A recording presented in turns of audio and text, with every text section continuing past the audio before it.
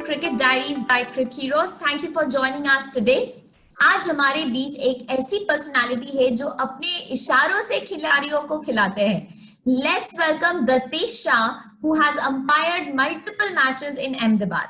Hello Datesh जी, आप कैसे हो? जी बढ़िया बढ़िया, आप सुनाइए.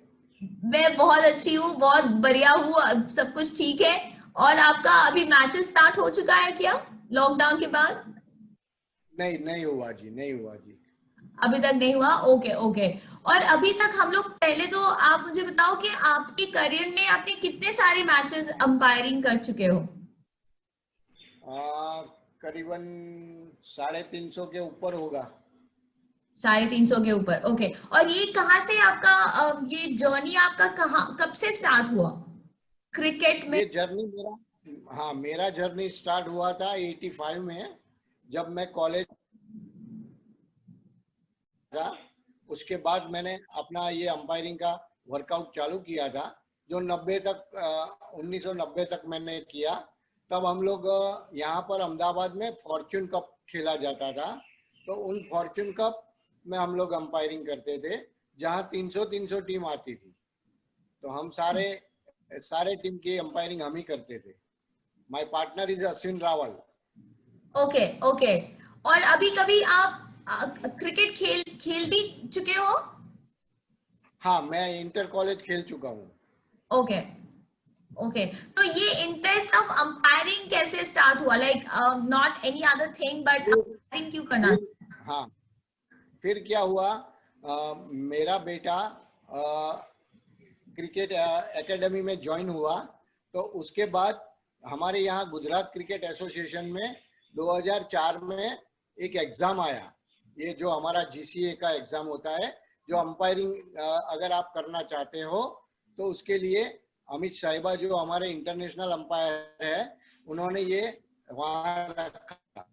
मैंने वो पास किया और 2004 से अभी 2020 तक मैं जीसीए और अहमदाबाद क्रिकेट एसोसिएशन के लिए भी अंपायरिंग करता हूँ और प्राइवेट भी करता रहता हूँ. ओके. दत्तेश जी, आप मुझे बताओ कि आप कौन से लेवल्स के मैचेस अभी तक अंपायरिंग कर चुके हो? जी, हमारे अहमदाबाद में इंटर स्कूल होती है, इंटर कॉलेज होती है. हमारे यहाँ मेजर और माइनर टूर्नामेंट होती है, जो अहमदाबाद के जो स्कूल के बच्चे और अपर लेवल के जो रणजी ट्रॉफी खेलते हैं, उनमें इन्वॉल्व रहते हैं. तो उन्हीं का अंपायरिंग हम लोग करते हैं. That's very nice. तो ऐसा कभी एक्सपीरियंस हुआ कि बहुत ही राउटी सा प्लेयर्स बहुत ही मिसबिहेव कर रहे हैं, और नहीं तो कोई फाइट चल गया मैच के अंदर, ऐसा डिफिकल्ट एक्सपीरियंस हुआ होगा आपके साथ? हाँ, थोड़ा बहुत रहता है. कई प्लेयर्स जो अच्छे ऊपर का लेवल खेले होते हैं, तो वो लोग हम पर वो कुछ ऐसा दबाव डालने की कोशिश करते हैं कि ये डिसीजन हम लोग जो कहते हैं उसी तरफ का होना चाहिए. मगर हम लोग उस टाइम अपने आप पर काबू रखकर उनको निगलेक्ट करते हैं और इन्हें कहते हैं कि हम अंपायर है और हमारी जो जवाबदारी है वो हम लोग निभा लेंगे और हमारा डिसीजन फाइनल है. ओके. तो और दी अदर क्वेश्चन मुझे हमेशा आता है कि ये जो कभी हमारे इतने तो टेक्नोलॉजी एडवांस अभी तक नहीं हुआ ग्रास रूट क्रिकेट में, जहाँ पे ये जो क्लोज कॉल्स नहीं होते, जैसे 4 था या 6 था, ये कॉल आप कैसे तो अगर ऐसे क्लोज कॉल होता है उसमें आप कैसे डिसीजन लेते हो? हाँ, वो जो आप बता रहे हैं कि हम लोगों के पास थर्ड अंपायर नहीं है, मगर बाउंड्री के पास अगर बॉल गई है और बाउंड्री टच हुआ है कि नहीं हुआ, या तो सिक्सर गई है तो बाउंड्री उसको क्रॉस किया है कि नहीं किया है, तो हम लोग दो चीजों पर ज्यादा ध्यान देते हैं. मैं अपने पार्टनर के साथ वो मतलब समझ लेता हूँ कि इन्होंने क्या देखा है पहला. तो मैं मेरे पार्टनर का जो डिसीजन होता है उस पर थोड़ा ध्यान देता हूँ, और थोड़ा बहुत हम लोगों को जो फील्डिंग टीम के जो फील्डर्स होते हैं उन पर भी ट्रस्ट करना पड़ता है. Sure. Okay. और the other question I have is that कि कोई अंपायरिंग करने, अब तो इतने सालों से अंपायरिंग कर रहे हो, तो अंपायरिंग करने के लिए अगर आप कोई नए अंपायर को कुछ टिप्स देना पड़े तो वो कौन से टिप्स आप देना चाहोगे? उसमें पहले तो ये अपना जो अंपायरिंग करना है किसी को, तो क्रिकेट के सारे जो 42 रूल्स है उसको सही ढंग से स्टडी करना है, राइट। और या उसका हम लोगों का जो एग्जाम हुआ था वो एग्जाम क्लियर तो करना है, और उसको मतलब आप उसी पर थोड़ा ध्यान ज्यादा दो। और सेकंड थिंग है कि अगर आप अंपायरिंग करना चाहते हो तो आप अपना जो काम करना चाहते हो उसी में आप अपने जो डिसीजन होते हैं उस पर अड़े रहो और अपना फिटनेस संभाल के रखो। अगर आप फिट अच्छे रहोगे तो आपके मतलब पूरे दिन का जो अंपायरिंग का वर्कआउट बढ़िया रहेगा। तो फिटनेस रहना पहले बहुत जरूरी है। उसके बाद आपका एटीट्यूड सबसे मिलता और जुलता रहना चाहिए। अगर किसी वजह से किसी के साथ भी अगर कुछ बात ऐसी हुई फिर भी उसे टैकल करना थोड़ा सीख लेना पड़ता है। Sure sure. तो अगर मैं पूछूं कि वो एकदम अच्छे से कंसंट्रेट करने के लिए आप हाँ, क्या करते हो तो वो आप क्या आंसर आपका आंसर क्या होगा? जैसे लाइक यू नो दो जस्ट चीज है।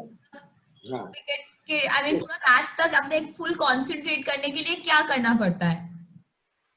दो चीजें हैं। एक तो अगले दिन से आपको तैयारी करनी पड़ती है।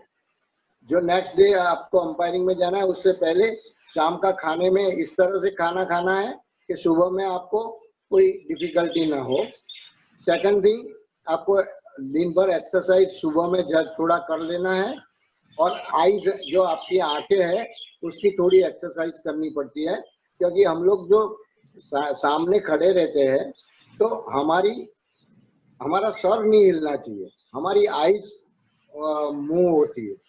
अगर सर हिल गया तो कुछ चीजें नहीं दिखाई देगी। तो आईज का थोड़ा अगर आप एक्सरसाइज करोगे तो आपको बेनिफिट रहेगा। श्योर और श्योर। ये फिटनेस और प्लानिंग रहता है। एब्सोल्युटली।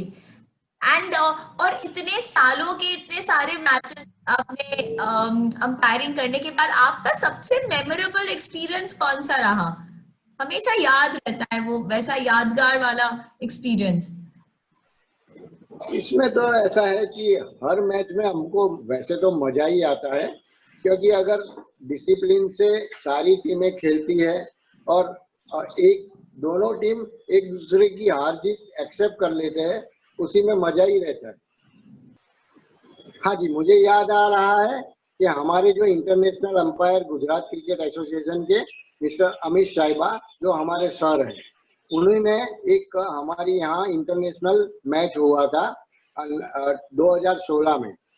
तब हम ये अमित साहिबा सर ने हमारे जितने भी इंटरनेशनल अंपायर में साइमन टफल, अनिल चौधरी जी, डेविड बुन जो मैच रेफरी थे, और सचिन तेंदुलकर जी को हमारे साथ एक कॉन्फ्रेंस में बुलाया था। जिस कॉन्फ्रेंस में हमारे जो अमित साहिबा सर है उनका एम ये था कि ये जो सारे इंटरनेशनल अंपायर्स एंड रेफरी और ये जो प्लेयर्स थे, जो सचिन जी, उनके साथ उनकी जो जर्नी है उसमें थोड़ा शेयर किया था।